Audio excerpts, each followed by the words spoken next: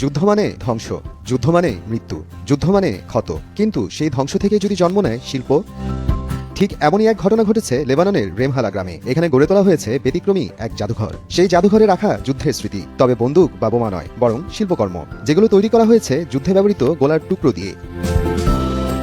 জাদুঘরের ভেতরে রয়েছে একটি ১৩০ মিটার দীর্ঘ সুড়ঙ্গ। বাইরে শীত বা গরম যাই থাকুক না কেন, সুড়ঙ্গের ভেতরে তাপমাত্রা থাকে একদম স্থির। ঠিক প্রবেশপথেই লেখা যুদ্ধের ক্ষত থেকে শান্তির ফিসফিসানি।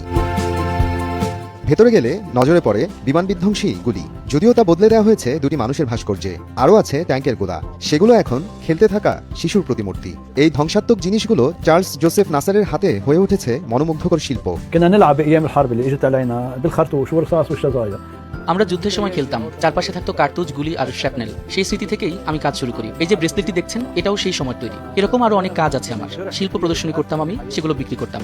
সত্যি কথা বলতে শিল্পই তখন ছিল আমার একমাত্র আশ্রয়। এই জায়গা ছেড়ে যাওয়ার সময় মনে তৈরি হয়েছিল এক গভীর ক্ষত। সেই ক্ষতটাই পাল্টে দেয় আমার জীবন। যুদ্ধ আমাকে আমার জন্মভূমি থেকে দূরে সরিয়ে দেয়, আলাদা করে দেয় আমার পৈতৃক ভিটা থেকেও। প্রায় 25 বছর বৈরুতে ছিলাম, যুদ্ধ থামেনি। সেই স্মৃতি আর মনে করতে চাই না, মানুষকেও তা মনে করাতে চাই না। কিন্তু যুদ্ধের সময় আমি যা করেছি তা আমি মনে রাখতে চাই। মৃত্যু আর ধ্বংসের উপকরণকে বদলে দিয়েছি আমি, রূপ দিয়েছি শিল্পে। من سنتين وصار على ريحه المتاحف الوطنيه.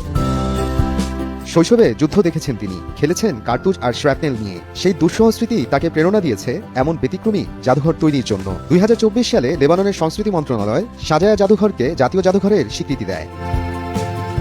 মোহাম্মদ আফরানুল ইসলাম, সময় সংবাদ।